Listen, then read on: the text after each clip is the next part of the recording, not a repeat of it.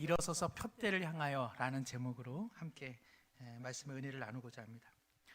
여느 말씀이 그렇지 않겠습니까만 오늘 나누고자 하는 말씀은 대단히 중요합니다. 왜냐하면 한국 교회 이야기를 좀 하려고 하는데, 이 이야기를 통해서 그럼 우리는 어떻게 살아야 하는가, 또 올 한 해 우리 교회가 함께 나가고자 하는 지향점들도 제가 조금 그런 마음을 제 안에 갖고 있으면서 오늘 또 말씀의 내용들을 함께 나누고자 합니다. 먹고 살기도 힘든데 무슨 한국 교회야, 그냥 하나님이 다 사랑해주고 내게 오늘도 은혜 주신다는 말씀이 있어야 한 주를 살 텐데, 그 마음도 없잖아 있으실 텐데, 하나님께서 모든 분들을 사랑하십니다. 넉넉한 사랑으로 한 주도 이끌어 주실 것입니다. 교회 이야기, 한국 교회 이야기 이런 거 하면 목회자들이나 중직자들이나 그런 거 관심 있는 사람들이 하는 얘기지 나랑은 무관한데 라고 생각할런지 모르겠습니다만은, 우리는 어디서 신앙생활을 하고 있죠? 우리는 지금이라고 하는 시대와 공간 속에서 우리는 모두 신앙생활을 하고 있습니다. 지금 천국에서 신앙생활을 하고 계시는 분 계신가요? 아니시죠? 우리는 다 이 땅에서 신앙생활을 하고 있습니다. 우리는 어떤 현실을 경험하고 있습니까? 한국 축구가 말레이시아에게 3대3으로 비긴 이런 현실 속에 우리는 신앙생활을 하고 있는 것입니다. 사우디아라비아도 아주 재미난 경기를 하리라 생각이 듭니다. 이 시간 한국교회가 처한 현실을 좀 나누고, 그러면은 우리는 앞으로 어떻게 신앙생활을 해야 될까, 그 이야기도 함께 잠시 나누면서 한 분 한 분에게 나는 그러면 어떻게 해야 될까라는 실천의 의지도 주시기를 원합니다. 한국교회가 앞으로 10년 후면은 2034년에 무려 선교 150주년을 맞이합니다. 어마어마한 숫자죠. 100주년 이렇게 이야기한 지가 엊그제 같은데 150주년 맞이합니다. 1885년 4월 5일 부활절, 그 아름다운 날에 미국 장로교 또 미국 감리교회 아펜젤러 언더우드 선교사가 인천 제물포항에 입국함으로써 한국 개신교의 서막은 열려졌습니다. 놀라운 일입니다. 1907년 평양에서 어마어마한 대부흥이 일어났고, 정말 조선의 그 시름시름 앓던 많은 조선인들이 복음이 이제 전국적으로 전파되면서 그야말로 정말 그 일제 치하 속에서 소망의 빛 한 줄기를 발견할 수 있게 된 것이죠. 해방의 기쁨이 있었습니다. 그러나 6.25 전쟁이 있었습니다. 그 와중에도 하나님께서는 열정적이고 신앙심 가득했던 북한의 많은 그리스도인들이 전쟁통에 오히려 남아함으로써 한국 기독교는 정말 부흥의 새로운 시기를 맞이하게 된 것이죠. 그러니까는 남한교회는 북한교회의 근원적인 그 빚을 지고 있습니다. 이 시기에 귀신을 내쫓고 병을 고치는 은사운동, 그리고 부흥회, 그리고 전도, 그리고 교회의 어마어마한 성장, 그리고 기도원 등등 정말 눈부신 기독교의 성장이 있었습니다. 뿐만 아니라 1970년대, 80년대 초고속 경제 성장과 함께 교회는 더욱더 부흥하여서 빌리 그레함 목사님, 그죠? 여의도 전도 집회를 시발점으로 해가지고 1990년대까지 그야말로 한국 교회는 전 세계에서 가장 모범적이고 가장 폭발적으로 성장한 교회라고 하면은 단연 한국 교회가 운운되었습니다.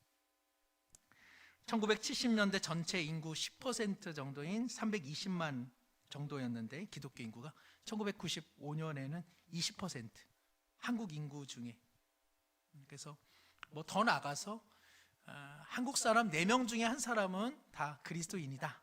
그래가지고 우리가 그때만 해도 한국 교회는 이제 시간 문제지 조금만 지나면은 그냥 온 나라가 다 복음화 되겠다, 이제 이런 기도도 하고 그렇게 꿈을 꿨습니다.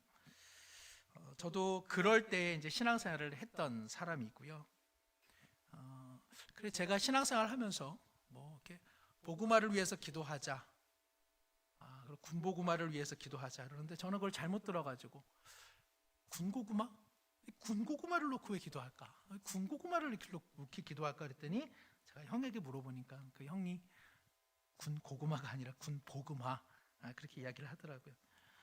신앙이 한창 뜨거웠고요, 교회는 부흥했고요, 전도하면 많은 사람들이 교회로 왔고, 뭐 모이면은 즐겁고 헤어질 때도 아쉽고, 교회에서 밥해 먹고 기도하고 예배드리고 교제하고 전도하는 거, 뭐 이것이 너무나 아름답고 또 귀한 기억으로 남겨져 있습니다. 그러나 2000년대 들어서서 교회와 또 기독교 신자의 성장률은 둔화되고 감소를 보이다가 결국 최근에는요, 개신교 비율이 전체 인구의 15% 정도 이렇게 추정됩니다. 현재 770만 명이 이제 신앙생활을 한다 이렇게 보고 있지만, 교회를 그러면 진짜로 나가면서 신앙생활을 하느냐 하는 숫자는 545만 명 정도로 추정되고 있습니다. 이런 추세를 반영하면 기독교 한 연구소의 예측 모델을 따르면요, 앞으로 25년 후에 2050년에는요 실제 교회에 출석하는 성도의 수가 얼마나 될까요? 300만 명 정도. 제가 요즘에 우리 한국 인구 수가 얼마인지 잘 모르겠는데, 뭐 5천만이라고 한다면 300만 명 정도만이 교회에 출석하게 될 것이다, 이렇게 예측하고 있습니다.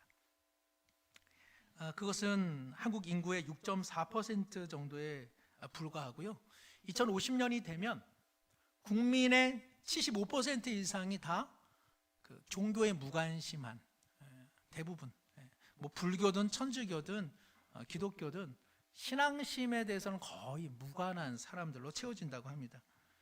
2060년에는 어떻게 될까요? 2060년? 2060년에도 여기 계신 분들 다 계시기를 바랍니다.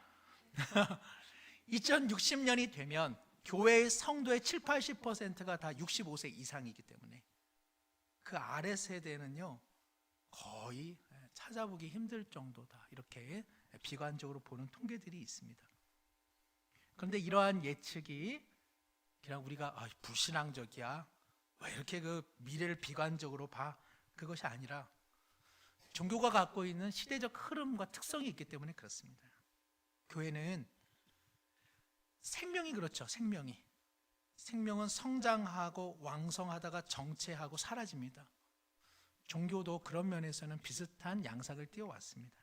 교회가 성장하고요, 부흥하고요, 정체하고 쇠퇴하는 것, 이것은 종교가 어디 허공에서 이루어지는 것이 아니라 우리 삶의 자리에서 일어나기 때문에 그렇습니다. 우리도 다 마찬가지시잖아요. 여기 계신 분들 뭐 TV 보시다가 심심해서 교회 나오신 분 아무도 안 계실 겁니다. 인생의 어떠한 문제, 삶의 어떠한 곤고함, 그래서 하나님에 대한, 신에 대한 피로가 있었기 때문에 다 이 자리에 오셨고, 그것이 신앙생활의 시발점이 된 것입니다. 역으로 그러면은 왜 다른 사람들은 신앙생활을 하지 않을까? 그들의 삶의 신앙적인 내용들에 대한 필요성을 느끼지 못하기 때문에 신앙생활을 안 하는 겁니다. 또 누가 신앙생활을 하다가 왜 떠났을까? 신앙생활 속에서 자신이 생각하는 어떤 답을 얻지 못했기 때문에 그렇습니다. 왜 우리 자녀들이 예전에는 신앙생활을 했는데 지금은 안 하느냐? 신앙생활을 통해서 답을 얻을 어떤 그런 필요, 어떤 정황 속에 놓여 있지 않거나, 신앙생활을 했음에도 불구하고 자신의 삶의 어떤 문제에 대한 답을 얻지 못했기 때문에 그런 것이죠. 사람들이 종교를 가진 이유는 무엇일까요? 사람들이 왜 종교를 가질까? 우리는 왜 다 종교를 갖게 됐을까요? 우리는 특별히 하나님을 믿게 되었을까요? 안전에 대한 욕구 때문입니다. 우리 모두는 다 두렵죠. 다 두렵습니다. 언제 무너질까? 언제 쳐들어올까? 언제 병에 걸릴까? 내가 계획한 일들이 잘 될까?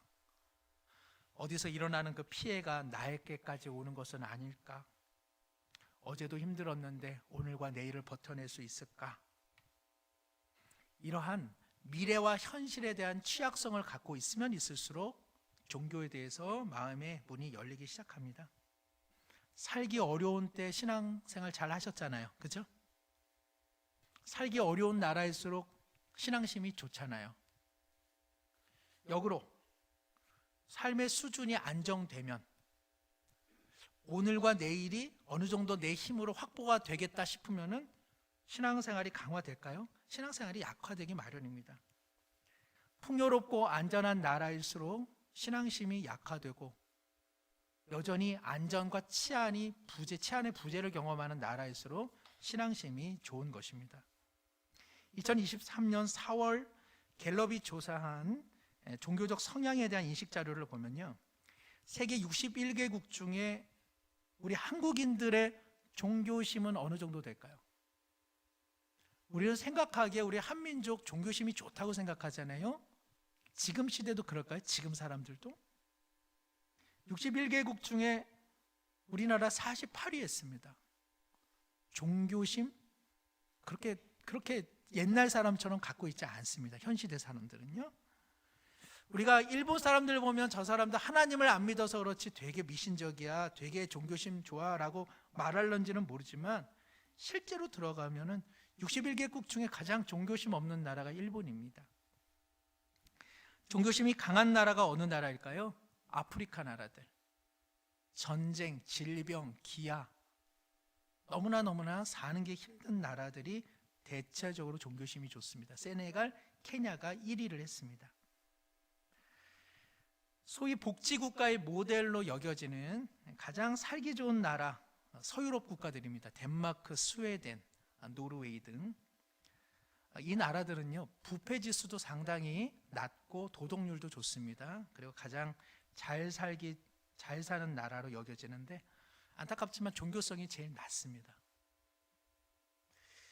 미국도요, 중부와 남부 지역은 교회가 그래도 좀 강세를 띠고 있습니다. 그러나 미국의 서부와 그리고 동북부 지역은요, 좀 교회나 그리고 종교심이 얕습니다.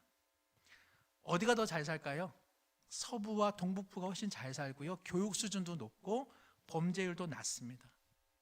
살기 좋고 안전한 곳일수록 신앙심과 그리고 기독교는 약화되고, 못 살고 힘들고 안전하지 못한 곳은 종교심이 강하더라는 것이죠. 즉 신앙, 종교심이라고 하는 것은 상당히 자신의 시대 그리고 내 삶의 필요와 맥을 같이 하고 있다는 것을 기억할 필요가 있습니다.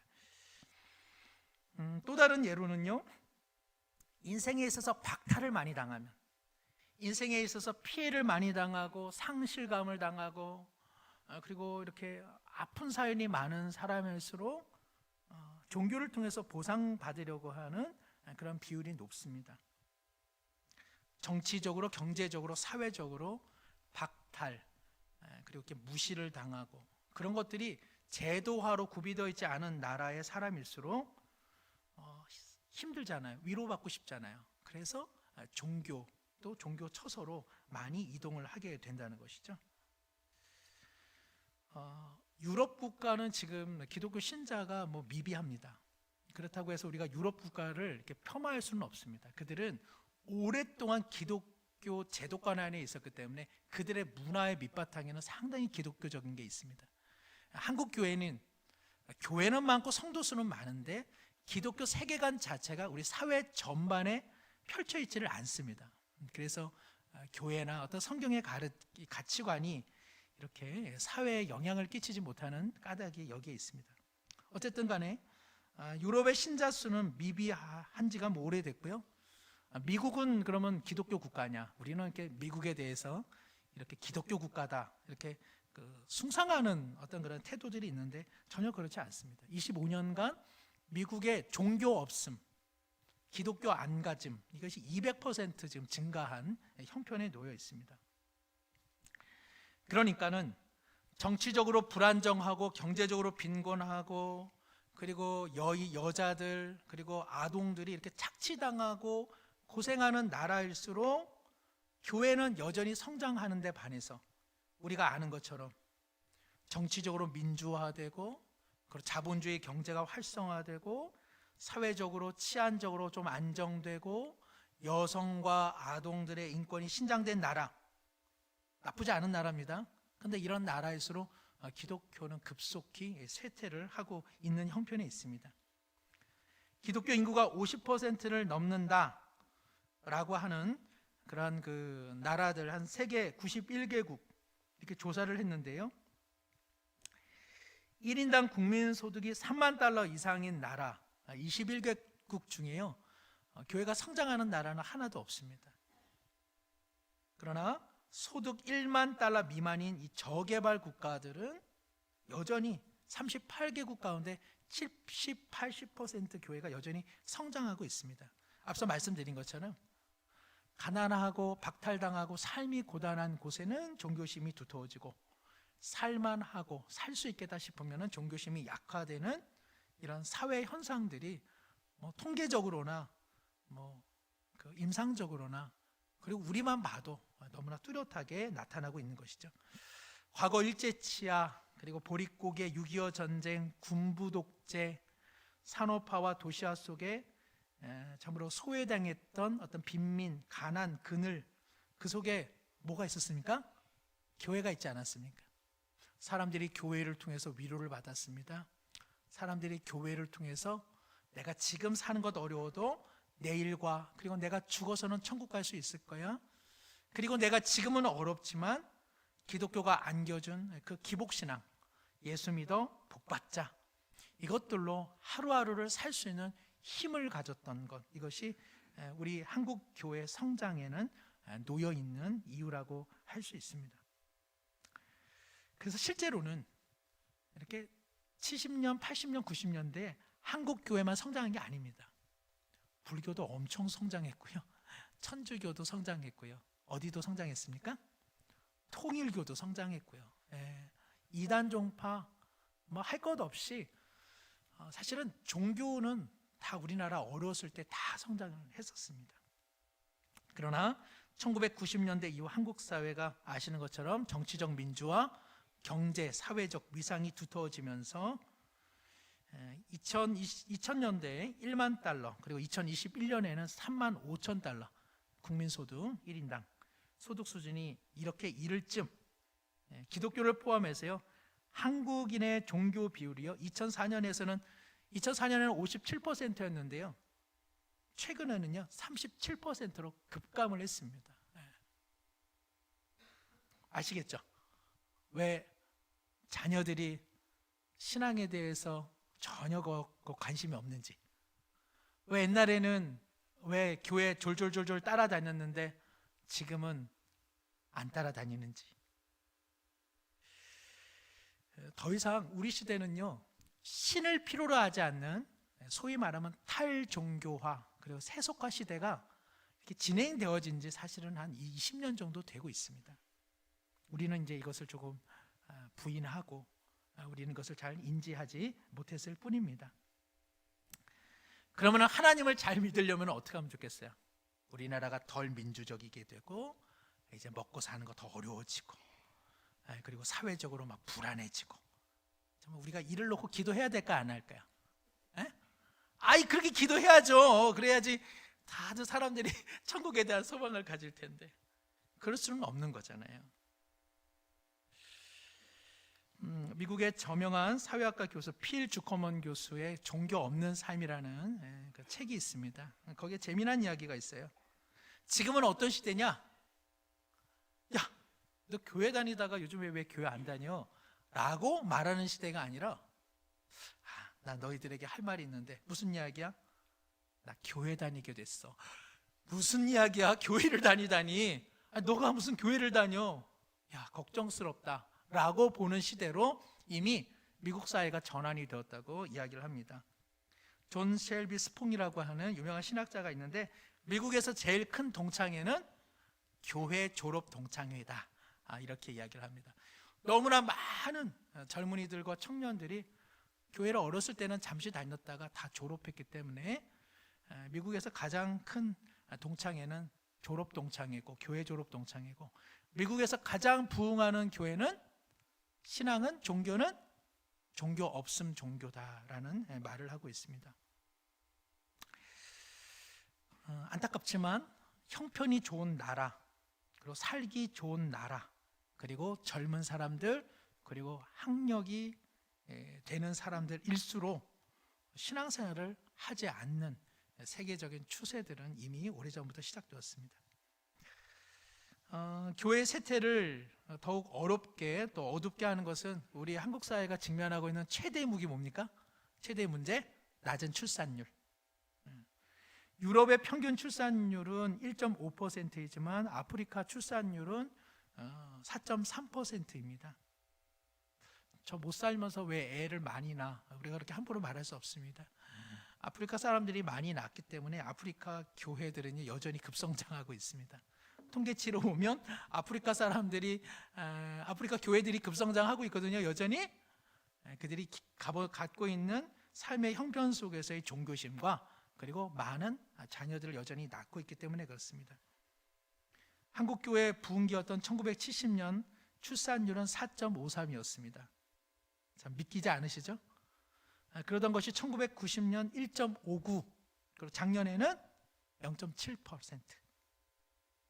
아시는 것처럼 교회의 주축 연령은 노년 세대로 이미 그 중심점이 이동되어 있고 젊은이들 그리고 아이들을 보기 어려운 까닭도 여기에 있습니다. 일본에서 제일 그 억울한 사람 이름이 뭐죠?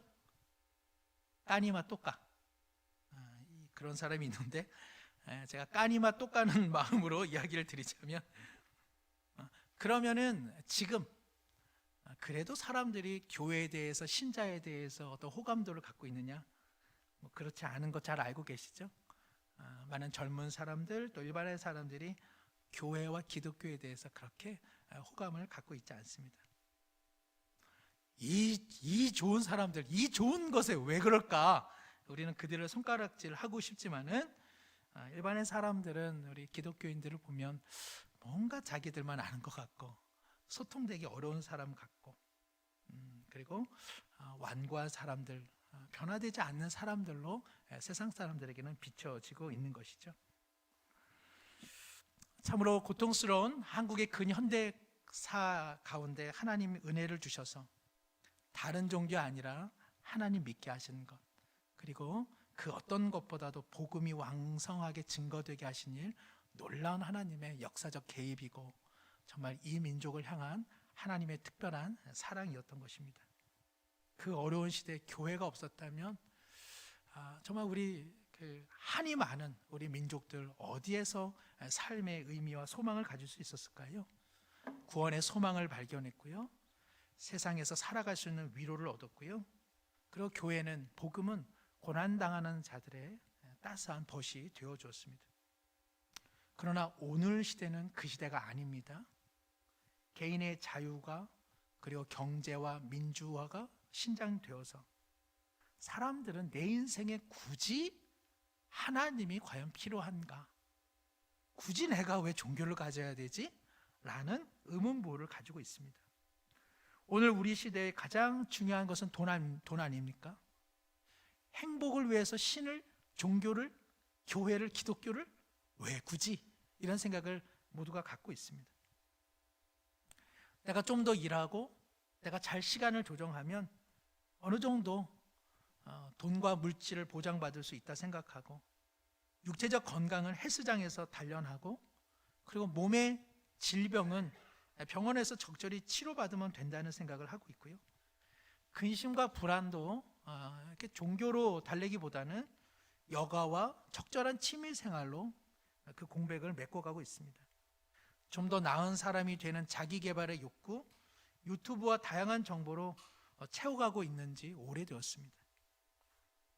오늘 바울 사도는 13절 중반에 오직 한 일, 즉 오로지 한 가지를 나는 추가하고자 하는데 그것은 뒤에 있는 것은 잊어버리고 앞에 있는 그 표대를 향하여 나는 오늘도 다른 박질을 하겠다고 스스로 선포하고 있습니다.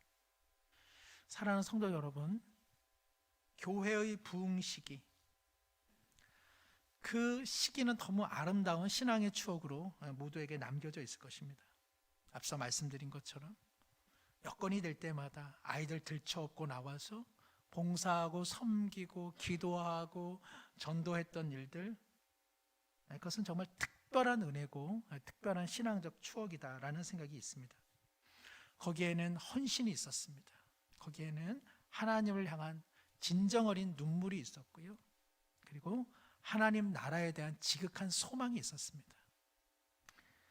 우리를 안아주신 하나님의 영원히 지울 수 없는 은총이 아마 그 신앙의 앨범 모든 곳에 배어 있을 것입니다. 그러나 그것은 지난 앨범 사진과 마찬가지입니다. 지난 앨범 사진을 가지고 오늘과 내일을 살 수는 없기 때문에 그렇습니다. 우리의 시대는 지금 달라져 있습니다. 우리가 신앙생활을 해야 하는 오늘과 내일은 이전에 못 살고 못 먹던 시대와는 전혀 다른, 완전히 다른 시대 속에서 우리는 여전히 신앙생활을 해야만 하고 하게 될 것을 꼭 기억하셔야만 합니다. 그러면 다 달라졌느냐? 그렇지 않습니다. 바울 사도가 말하고 있는 이 푯대라고 하는 것은 다름 아니라 하나님을 사랑하며 이웃을 사랑하며 하나님을 믿는 자로서의 그 존재의 변화, 그것은 전혀 흔들린 것이 없기 때문에 나는 그 푯대를 향하여 오늘도 달려가겠다고 이야기를 하고 있습니다. 예전에는 예수 천당 불신지옥 이렇게 하면은 사람들이 뭐 좀 두렵기도 하고 내가 그래 죽어서 천국 가야지 하는 마음들도 있어서 뭔가 귀를 솔긋 이렇게 열기도 했습니다. 저 역시 대학 시절에 제 가방에다가 예수 천당 불신지옥 그렇게 열쇠고리도 달고 다녔고 친구들에게 자주 복음을 전했습니다. 제가 예비군 조교로 있을 때 예비군 훈련생들에게 이렇게 일찍 끝내고 요한복음 3장 16절도 이야기해주고, 그리고 나가시면 선배님들 꼭 교회 가시고 꼭 우리 천당에서 봅시다 이렇게 큰 소리로 외치고는 했습니다. 그러나 현재 일반 사람들에게 예수 천당 불신지옥 사후 세계에 그렇게 관심 있는 사람 많이 만나지 못하셨을 것입니다. 우리로서는 전도의 열정인지는 모르겠습니다만은 듣는 입장에서는 전혀 자신의 오늘의 삶과는 전혀 무관한 이야기다 이런 생각을 하게 되는 것이죠. 오히려 사람들이 그 메시지를 전하고 있는 메신저, 즉 우리의 삶을 보죠. 저 사람들은 예수 믿어 천국 가는데 그러면 오늘을 어떻게 사는가? 나보다 낫게 사는가? 아니면 나 같은 사람인가? 아니면 나만 못한 사람인가? 그것을 세상 사람들은 끊임없이 보아왔다는 것입니다. 그리스도인들은 죽어 천국 갈 뿐 아니라 그것이 보장되어 있음에도 불구하고 오늘 살아가는 거 참 욕심스럽게 살아간다. 저들은 저 신앙심을 가지고 오늘도 자기 복을 챙기려고 살아가는 사람으로 보여진 것은 아닌지, 이것에 대한 우리의 그 반성이 있을 수밖에 없습니다. 종교는요, 표층 종교와 심층 종교가 있습니다. 신앙생활을 같이 하더라도 표층의 차원에서 신앙생활을 하는 이들이 있고 심층의 차원에서 신앙생활을 하는 이들이 있습니다. 표층이라고 하는 것은 윗부분이고요, 심층이라고 하는 것은 그 내면입니다. 표층 종교인은 어떤 종교인이냐? 종교를 통해서 내세를 보장받고 그리고 현세의 복을 받는 것으로서 종교생활 열심히 하는 것입니다. 죽어서 천국 가고 죽어서 극락왕생하는 것, 그리고 오늘도 잘 사는 것, 오늘도 하는 일마다 잘 되는 것, 이것을 놓고 끊임없이 빌고 기도하는 종교, 그것이 표층 종교입니다. 심층 종교란 하나님이라고 하는 큰 세계 속에서 나라고 하는 미미한 존재가 은혜로 받아들여짐에 더 이상 삶의 중심을 나에게 두지 않고 하나님께로, 그리고 다른 이에게 그 마음을 옮기는 일들, 이런 것을 바로 심층 종교, 그리고 심층 종교인이라고 할 수 있습니다. 표층 종교가 나쁘냐? 그렇지 않습니다. 한국의 근현대사 속에서 내일이 보이지 않고 오늘이 살아가기 힘든 이들에게 예수 그리스도를 통한 영생, 그리고 예수 그리스도 안에 있는 부요한 복락을 누릴 수 있는 그런 복음의 소식은 전혀 잘못된 것이 아니고 그것은 많은 이들을 다시 살아갈 수 있는 힘을 주었습니다. 문제는 지금 시대에도 여전히 주님을 믿는 것을 그런 목적과 그런 이유로 믿을 때 사람들은 전혀 기독교에 대해서, 교회에 대해서 마음의 문을 열기가 참 어렵다는 것입니다. 그럴 것 같으면 굳이 종교를 믿고, 그럴 것 같으면 굳이 예수를 믿어야 될 이유를 일반의 사람들은 전혀 마음을 두지 않는다는 것이죠. 아마 우리 자녀분들에게 예수님 믿는 이유가 뭐예요? 죽어서 천국 가고 그리고 잘 믿어서 내가 복 받을 거야 라고 한다면 아마 젊은이들 중에 나 예수님 믿겠어, 나 교회 다니겠어 하는 아마 자녀들 거의 없을 겁니다.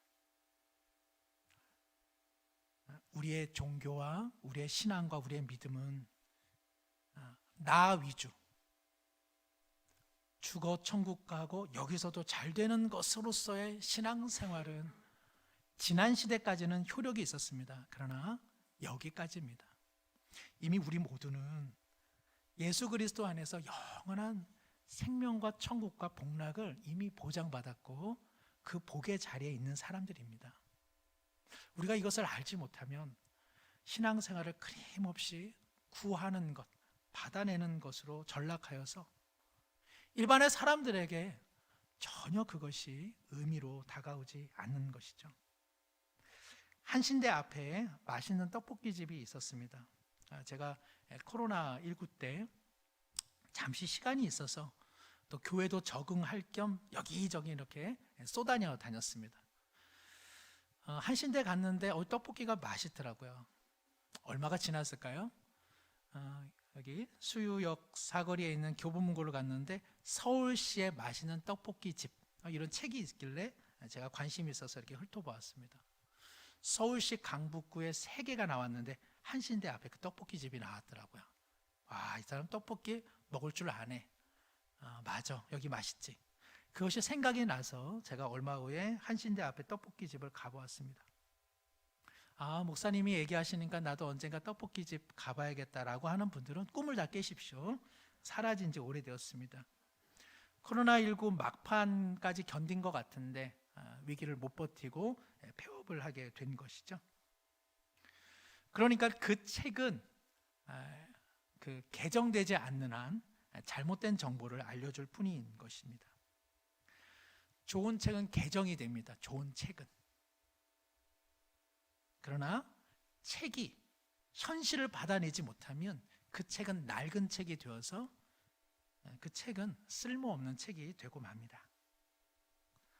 변화하는 시대 속에 변하지 않는 푯대는 분명합니다. 하나님을 사랑하며 이웃을 사랑하며 하나님께서 나를 은혜로 불러 그 은혜의 존재답게 인생을 살아가는 것, 우리의 분명한 푯대입니다. 그것을 우리는 지금 시대와 다음 시대 속에 삶을 통해 나타내야만 한다는 것입니다. 그래서 우리는 개정판 그리스도인이 되어야 하고 개정판 교회가 되어야 하는 것입니다. 옛날 시대에 믿었던 것, 옛날 시대에 믿었던 방식으로 달라진 오늘 이 시대의 풍랑을 이기기에는 너무나 역부족이고 그것은 일반의 사람들에게는 너무나 낡고 낡은 개정되지 않은 책에 불과하기 때문에 그렇습니다. 앞으로 20년, 30년 후면 앞서 말씀드린 것처럼 거의 우리나라는 종교에 대해서는 무심한, 거의 인구의 70%, 80% 이상이 종교에 대해서는 전혀 무심한 그런 시간들을 갖게 될 것입니다. 우리 성도님들께서 기도하시는 중에 우리 교회가 50년도 가고 100년도 가자고 말씀하십니다마는 우리가 그런 기도에 아멘하며 그런 기도에 함께할 때는 대단한 희생, 내가 개정판이 되겠다, 그런 마음의 각오가 없이는 그런 일들은 상당히 역부족일 수 있다는 것입니다. 오늘 목사님 되게 비장한 이야기를 하네, 신앙생활을 비장하게 하고 처절하게 해야겠다, 그러실 필요는 없습니다. 우리가 신앙생활을 막 처절하게 철조망 잡고 여기서 제발 나가게 해주세요, 이렇게 신앙생활을 비장하게 할 필요가 없습니다. 매일 교회에 오셔가지고 기도만 하라 그런 뜻도 아닙니다. 신앙은 자신의 삶에서 웃으면서 휘파람 불면서 노래하면서 밝게 하는 것이 신앙생활입니다. 교회와 한국 교회를 너무 염려하지 마시고 바울 사도가 고백한 그 고백이 내게 있는지를 한번 물어보십시오. 뒤의 것을 잊어버리고 여전히 내게 주신 이 푯대를 향하여 나는 달려가는 인생인지, 아니면 이전 시대만 그리워하고 있는 인생은 아닌지, 나는 이전 시대의 방식으로만 하나님의 은혜를 구하는 것인지, 아니면 나는 내 삶의 존재의 변화를 하나님의 영광을 위해 거듭거듭 준비하고 있는지, 각자의 신앙생활을 돌아볼 필요가 있다는 것입니다. 신앙생활은 제가 하는 건 제가 하는 것이고요, 여러분은 여러분의 몫이 있는 것입니다. 신앙생활은 교회가 하는 것이 아닙니다. 교회가 잘 되는 것으로 여러분의 신앙생활이 잘 되는 게 아닙니다. 교회가 부흥하면 부흥하는 것으로 우리의 신앙이 부흥하는 것으로 착각해서는 안 되는 것입니다. 신앙생활은 모두 다 각자가 하는 것입니다. 올 한 해를 시작하고 또 우리 교회가 여러 가지 이제 또 목표 지점을 향해서 달려가겠습니다만은, 가장 중요한 것은 신앙생활이 내 중심의 신앙생활인가, 아니면 그리스도 예수를 따르는 신앙생활 중심인가를 한번 깊이 생각해 보십시오. 참으로 신앙은요, 다른 일을 복되게 하는 것으로 신앙생활을 하는 것, 그것이 바로 예수 그리스도 중심의 신앙생활입니다. 다른 이가 복되게 하는 것으로 내 불편과 내 고집과 내 경험을 내려놓고, 다른 이들이 주 안에 주를 만나고 주 안에서 성숙되게 하고자 그렇게 나를 내려놓는 인생이라면 그 인생이 어찌 뒤를 돌아보는 인생이겠습니까? 그런 성도들을 통해서 어찌 한국교회가 정체가 될 수 있겠습니까? 하나님께서 왜 지난날 폭포수와 같은 은혜를 내게 주셨는지를 한번 깊이 생각해 보십시오. 혹시 오늘과 내일을 위해서 그 은혜를 주신 것 아니겠습니까? 하나님께서 왜 이 어두워지는 한국의 현실 속에서 여전히 우리를 사랑하시며 우리를 이렇게 미시며 앞으로 나가라고 얘기하실까요? 우리를 통해서 하실 일이 있기 때문에 그렇습니다. 너무 비장해지지 마시고 웃으시면서 밝은 마음으로, 감사한 마음으로, 내게 필요한 것은 하나님께서 다 채워주신다 하는 그 믿음 속에서 하나님을 사랑하고 이웃을 사랑하고 하나님의 은혜로 변화된 하나님의 자녀다운 존재로 우리 모두 한 해를 살아가시기를 축복합니다. 기도하겠습니다. 하나님 아버지, 척박한 시대에 주님을 만난 까닭에 이미 주신 것도 많은데 더 달라고 하는 신앙의 일색이 있는 것은 아닌지 돌아보게 됩니다. 우리에게 모든 것을 내어주심으로 하나님을 사랑하며 예수님 중심으로, 그리고 다른 이들을 품어내는 것으로, 그리고 우리의 존재의 변화로 우리를 불러내고 계시는데, 이 어두운 시대에 우리는 어떻게 응답하며 살아가고 있는지요? 지난 날만 헤아리는 인생이 아니라 우리에게 놓여진 앞날의 푯대를 향하여 바울 사도처럼 다시 일어서게 하여 주시옵소서. 새 날을 선물처럼 주실 줄로 믿사오니 그리스도 예수와 함께 올 한 해도 힘껏 달려가는 우리 모든 성도들과 그리고 가정과 그리고 우리 교회 되게 하여 주시옵소서. 예수님의 이름으로 기도드리옵나이다. 아멘.